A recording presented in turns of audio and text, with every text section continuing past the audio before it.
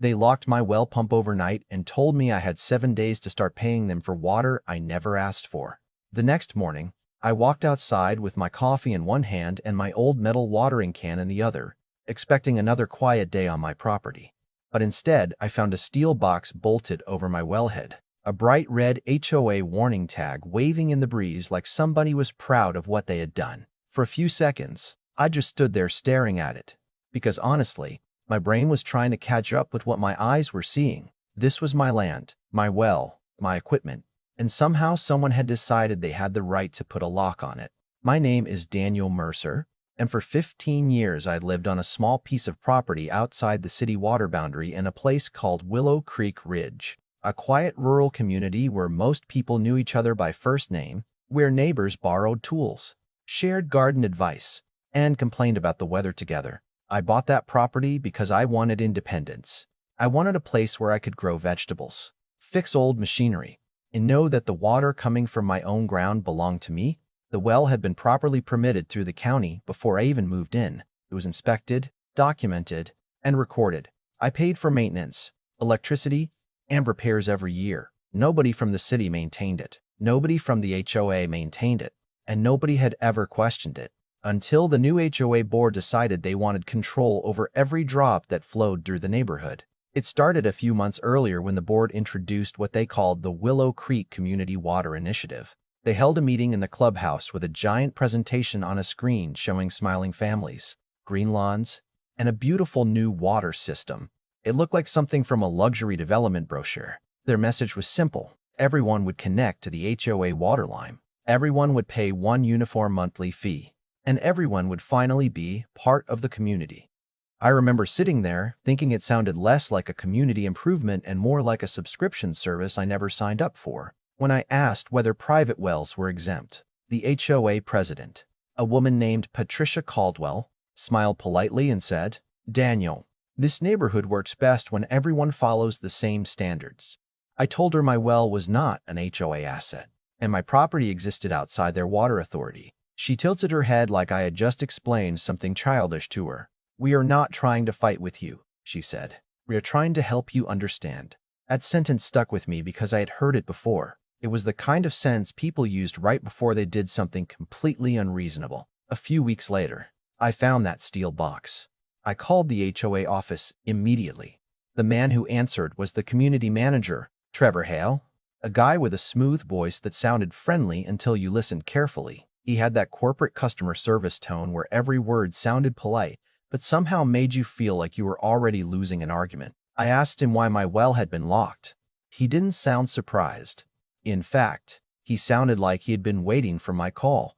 "Daniel, all homes in Willow Creek Ridge are transitioning to the community water system," he said. "The change becomes mandatory next week." I looked at the locked well sitting in front of me and said, "You understand that you just placed equipment on private property, right?" There was a pause.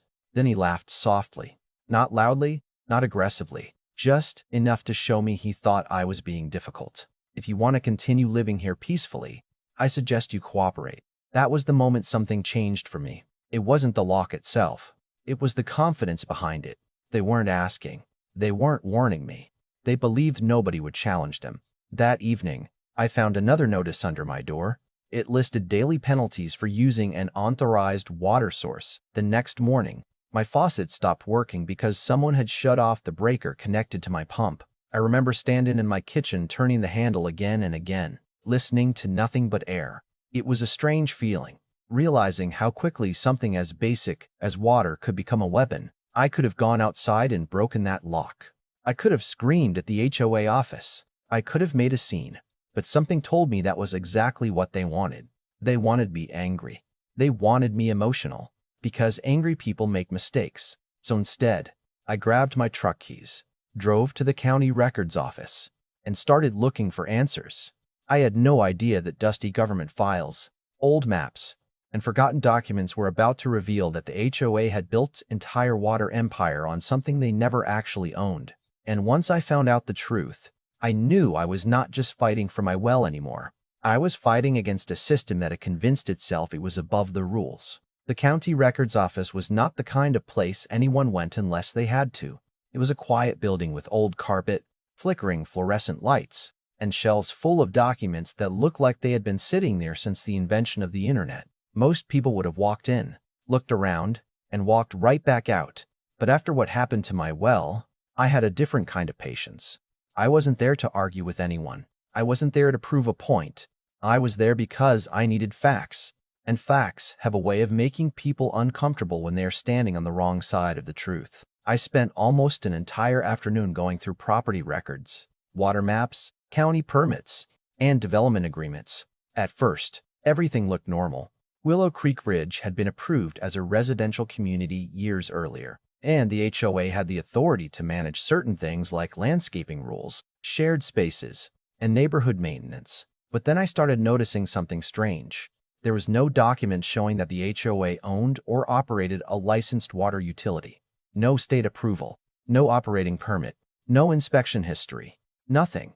I went back through the files twice because I honestly thought I had missed something. I figured there had to be another folder somewhere, some agreement hidden away that explained everything. But after hours of searching, the truth became impossible to ignore. The HOA's so-called community water system wasn't a legal community water system at all. It was just a network of pipes they had put together themselves. The more I looked, the worse it got. The main line running through the neighborhood wasn't connected to a permitted municipal source like they claimed. It was tied into an old agricultural supply line that had originally been used for a nearby nursery operation. Somehow, the HOA board had decided they could take that connection, expand it, run pipes through the neighborhood, and call it a private community solution. No state authorization, no proper testing, no regulatory approval, just a group of people with enough confidence to believe nobody would ever look closely. And suddenly, the locked box over my well made sense. My well wasn't the problem. My independence was the problem.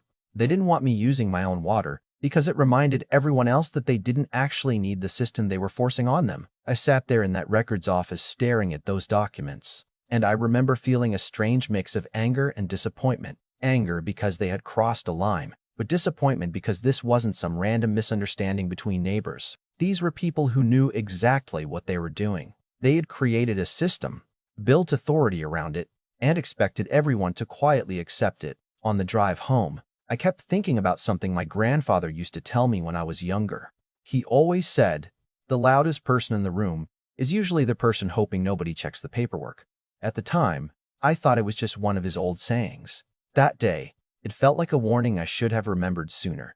When I got home, I didn't call Patricia. I didn't call Trevor. I didn't give them a chance to prepare a story. Instead, I contacted the state water authority. I explained everything calmly. I gave them the property information, the permit records for my well, and photographs of the lock they had installed. The woman on the phone listened quietly while I explained what happened. Then she asked one question that made me realize how serious this had become. Are you saying they physically installed the equipment on your private well? I looked out the window at that metal box sitting where my pump controls used to be. Yes, I said. They locked it. There was a long pause.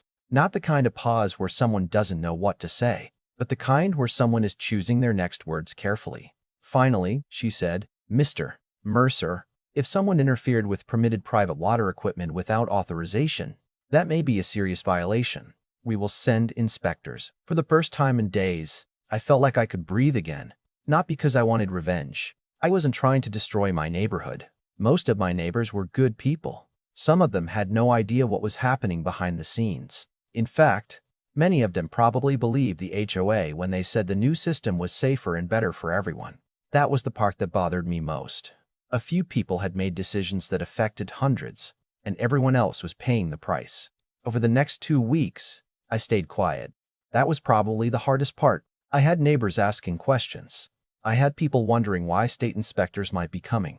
I had Patricia walking around the neighborhood acting like nothing was wrong. One afternoon, she actually stopped by my driveway. She stood there holding her tablet, wearing the same confident expression she always had, and asked, Daniel, I hope we can resolve this without unnecessary drama. I almost laughed because the irony was unbelievable. They had locked my water supply, disconnected my equipment, and fined me for using my own property, but somehow I was the one creating drama. I looked at her and said, Patricia, I don't think the person who calls inspectors is the one who should be worried. I think the person who needs inspectors is the one who should be worried. Her smile disappeared for just a second. It was brief, but I saw it.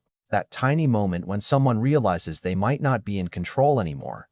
2 weeks later, that moment became reality. Early on a Tuesday morning, several white inspection trucks entered Willow Creek Ridge. Men and women wearing safety helmets stepped out with equipment cases and clipboards. The entire neighborhood noticed. People came outside. Curtains moved. Doors opened.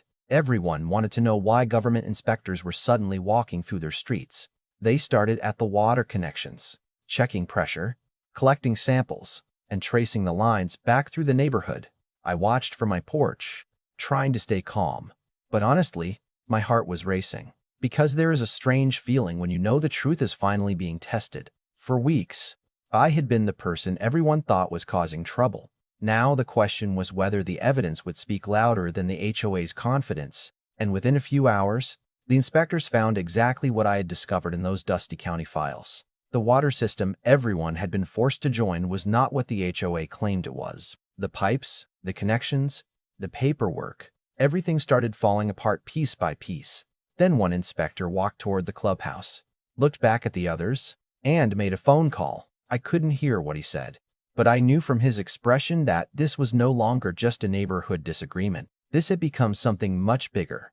The system Patricia and Trevor built to control everyone was about to become the thing that brought them down, and the people who had been told to obey were about to learn the one thing the HOA never expected. Sometimes the person they try hardest to silence is the person who already has the evidence to expose them. By the end of that inspection day, Willow Creek Ridge looked like a completely different neighborhood. The same streets, the same houses, the same perfectly trimmed lawns, but the feeling had changed. People who had spent months trusting the HOA were now standing in their driveways holding empty water containers, asking questions nobody from the board wanted to answer. The inspectors had discovered that the community water system was operating without the proper authorization, and the emergency order came quickly. The entire network had to be shut down until it could be reviewed and corrected. Suddenly, the same people who had been told they were getting a modern neighborhood upgrade were being told that the system they were forced to use was never legally approved in the first place.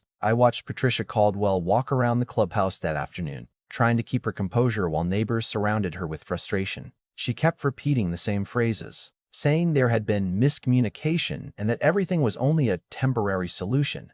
But those words didn't mean much anymore, because when you spend months telling people you have authority, then discover you never actually had it, calling it a misunderstanding doesn't make the problem disappear. One homeowner, an older man named Frank Dawson, stepped forward and asked the question everyone was thinking. "Patricia, you fined people for using their own wells. You shut off equipment on private property. Are you telling us you didn't even have permission to run the system?" She opened her mouth, but for once, there was no confident answer waiting. The inspectors continued their work and eventually ordered the removal of the equipment installed on my well. When they came to my property, I stood there quietly as they removed the steel box that had been sitting over my pump. The same box that had made me feel powerless just weeks earlier was now being carried away like a piece of evidence from a bad decision. One of the inspectors looked at me and said, "You should be able to use your permitted equipment again." I walked over, turned the switch, and waited. For a moment, nothing happened. Then I heard it, the familiar sound of the pump starting. A few seconds later, clear water flowed from the hose beside my garden. It was just water, nothing dramatic, nothing expensive, nothing that would make a movie trailer. But standing there, watching something so simple return to normal, I felt something I hadn't felt in weeks. Relief. Because the fight was never really about the water. It was about someone deciding they could take control of something that wasn't theirs and expecting everyone to accept it. Over the next month, the consequences caught up with the HOA.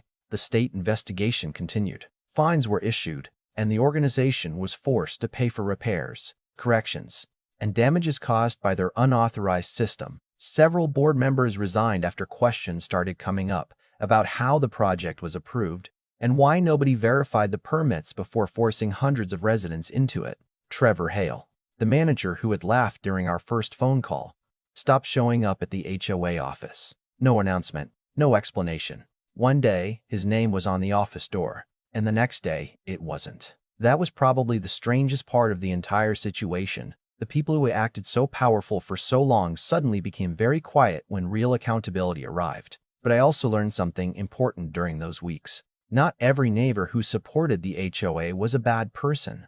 Some people had simply believed what they were told. They saw a polished presentation, heard promises about better service, and assumed the people in charge knew what they were doing. The real problem wasn't a neighborhood wanting improvements. The problem was a small group of people who believed control was the same thing as leadership. Today, my well still runs. Every morning, I turn on the faucet and clean water comes out just like it did before all of this happened. Nobody from the HOA has a key. Nobody has a lock. Nobody gets to decide whether I can use what legally belongs to me. Looking back, I don't consider what happened revenge. Revenge would have been destroying something just because someone hurt me. What happened was different. It was accountability. It was a reminder that rules only matter when everyone follows them, especially the people who create them. And maybe that's the part that still bothers people in Willow Creek Ridge. Not the fines, not the investigation, not even the failed water system. The thing that changed everything was that one ordinary homeowner refused to accept being told he had no rights. Because sometimes the person everyone underestimates is the person who has been quietly reading every document, saving every record, and waiting for the right moment to tell the truth. So now, I want to hear what you think. If you were in my position, would you have fought back the way I did? Or would you have tried to avoid the conflict and just join the HOA system? Do you think the board members were trying to improve the neighborhood and made a mistake? Or do you think they crossed the line when they tried to control something they didn't own? Share your opinion in the comments. Because these community battles are never just about property, they are about trust, power, and knowing when to stand up. If you enjoyed this story, don't forget to like the video, subscribe for more real lifestyle justice stories, and share this with someone who believes the truth always has a way of coming out.